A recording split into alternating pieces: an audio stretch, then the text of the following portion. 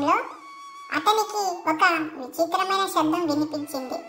అతని పాదాల దగ్గర ఒక చిన్న ఎలుక భయంతో వణుకుతూ ఏడుస్తూ కనిపించింది. అతను మనసులో అనుకుంటున్నాడు, నాకు సంతానం లేదు కాబట్టి ఈ ఎలుకను నాకు బిడ్డలా పెంచుకోవాలని ఇచ్చావు. ఓ దేవుడా, నా కోరికను నెరవేర్చావయ్యా. అతడు ఆ ఎలుకపై మంత్రాలు చదవంగానే ఆ ఎలుక ఒక అద్భుతమైన అందమైన చిన్నారి అమ్మాయిగా మారింది. ఆ అమ్మాయిని అతడు ఎంతో ప్రేమగా పెంచి పెళ్లి అయ్యే వయసుకు తెచ్చాడు. ఒకరోజు ఆ యువతి తన కోరిక తెలిపింది. నాన్నగారు, నాకు మంచి వరుడు కావాలి. మీరు ఒక మంచి వరుడిని చూడండి. అప్పుడు పండితుడు అడిగాడు, సూర్యుడు చాలా శక్తిమంతుడు. సూర్యుడిని పెళ్లి చేసుకుంటావమ్మా? అమ్మాయి సమాధానం, లేదు నాన్నగారు, అతను చాలా వేడిగా కోపంగా ఉంటాడు. వేరే వ్యక్తిని చూడండి. దాంతో పండితుడు సూర్యుడిని అడిగాడు.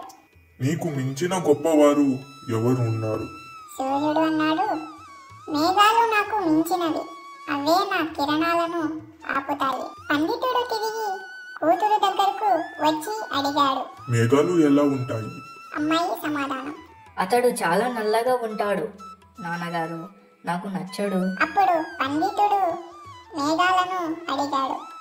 మీకన్నా గొప్పగా ఎవరు ఉన్నారు? మేఘం అన్నది, గాలి అతడే నన్ను ఎక్కడికైనా తీసుకెళ్తాడు. పండితుడు ఇది చెప్పగానే అమ్మాయి, గాలి ఎప్పుడు ఒకే చోట ఉండదు. అలాంటి అల్లుడు వద్దు. తర్వాత పండితుడు గాలిని అడిగాడు. నిన్ను మించే శక్తి ఎవరికి ఉంది? గాలి అంటుంది, పర్వతం, నేను అతనిని తట్టుకోలేను. అతడే నా దారిని మార్చేస్తాడు.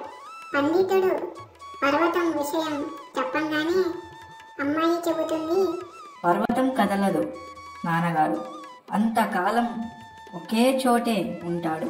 అలాంటి అల్లుడు వద్దు. చివరకు పండితుడు పర్వతాన్ని అడిగాడు. మీకంటే గొప్పగా ఎవరు ఉంటారు? పర్వతం అన్నాడు, ఎలుక. అది నా లోపల లోతైన రంధ్రాలు చేస్తుంది. నేను దాన్ని ఆపలేను. ఇది విన్న వెంటనే అమ్మాయి సంతోషంగా అంగీకరించింది.